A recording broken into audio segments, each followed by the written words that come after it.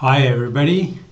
We're Monday today, Monday 1st of December. So I'm bringing you this news that we've got about in this month of November. We had this extraordinary news, with Obama was beaten in the elections and he lost the Senate and he lost very big in the Congress too.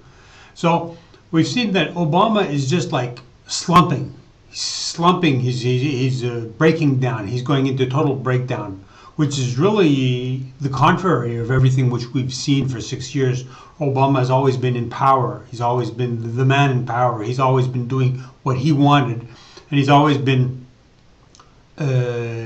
like threatening everybody and defying everybody and passing through whatever he wanted by force. And he can't do that anymore because now he's lost the Senate. So his only power now is to veto things, whereas he doesn't have, like he had before, the Senate to pass things through by force. And the first thing he did was provoke the establishment and the white people. He established this black versus white hatred with making the amnesty. So he got all this hatred against him because of that from the white people and from just about everybody who was saying, why is he provoking? Why is he making this provocation? People are expecting the president to be somebody who reassures them and gathers the country and then brings confidence to the country and appeases and reassures the voters. And on the contrary, they have this guy who's here who's aggressing them. But what I'm getting at is that Obama as a person has gone through this big cycle of 6 years, and the confidence and the trust which people had in him was taken away by the vote. So the voters took away their trust. So he has no trust anymore.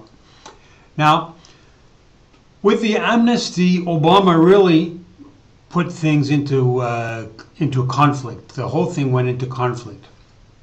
But now what we're seeing is that all the black activists around Obama, like Al Sharpton, and the black activists who are part of Obama's government team, they went and they incited a lot of hatred in Ferguson. And when Ferguson came out and the grand jury said that Michael Brown was actually a thug, he was a gangster, well then suddenly the inciting which Obama had done before that and all the black groups, they were suddenly looking very bad, and Obama was looking very bad.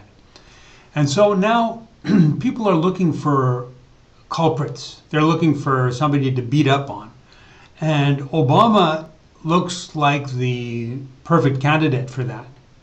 And so there are so many people who are, swirling around Obama who think either that he is not American, that he has a fake birth certificate, and they believe in what Joe Arpaio is saying, that Obama has a fraudulent document, like Joe Arpaio uses that word, fraudulent document. And so there are a lot of people think like that. I think there's over 50% of people think that Obama is not an American. And then there are a lot of people, like 1 in 8 people at least, who think Obama is the Antichrist. So there are a lot of people who are swirling around and they're looking for somebody to beat up on. Somebody to carry the guilt for all that's wrong, everything that's going wrong in the world, in America.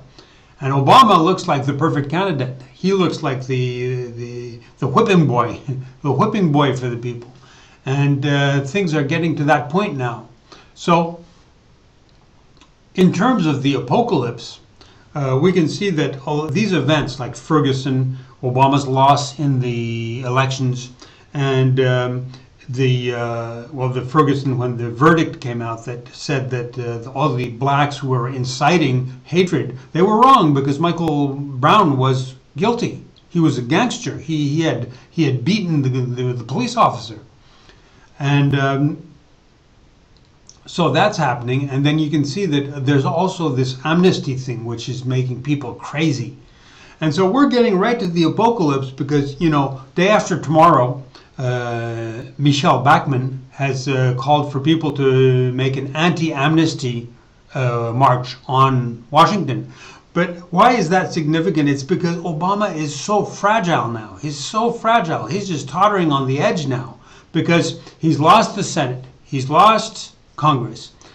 He has made a mess of it in Ferguson. And now they're marching right on Washington. So, like, if you look at the French Revolution, when the French king had his head cut off, you know, and I don't want Obama to get his head cut off, but I'm saying that the tension with the people is what happened in the French Revolution was interesting because they marched on Versailles, where the French king was, and he ended up with his head cut off and his wife's head cut off. But it was just a mistake, basically, because they came to the front gate, and they started clamoring and everything, and there were just some guards at the gate who kept the gate closed, but they just circled the palace, and then they held him hostage. Well, they bust the gate down, and then they walked straight into his apartments, and they arrested him. But it's the same thing with Obama. That with what happened in France was a mistake because the demonstrators who marched on Versailles, they didn't have the plan to go to Versailles to begin with. They just had a plan to walk like halfway. They had some other business. They wanted to demonstrate about something somewhere. And then they decided to just push a little further and go to the castle. And then they ended up with taking the king hostage, kidnapping the king. And it's the same thing with Obama. Like, he's teetering on the edge, and he is so much antagonistic against him that I think that any mistake, any foul up will just lead to Obama being arrested and being put in front of a court, like he should be. He should be in front of a court. If like Joe Arpaio said that he used a fraudulent document, it's normal for Obama to be in front of a court. Anybody would be in front of a court if they did half of what he did. Using fake ID and becoming president of the United States is crazy. It's just crazy. So, in terms of apocalypse, I think we're getting there. And in terms of the American people being against Obama, it's just overwhelming. It's just like an avalanche.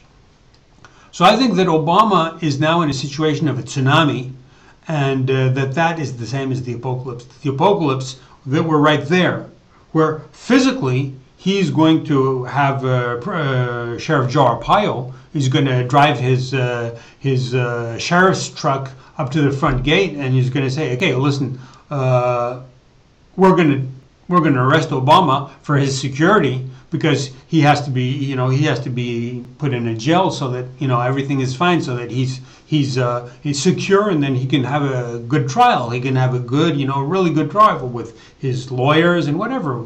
Have a big trial, a 3-year trial, like the Nazis had. Because Obama has done worse than the Nazis. He's just taken over the world power. It's crazy.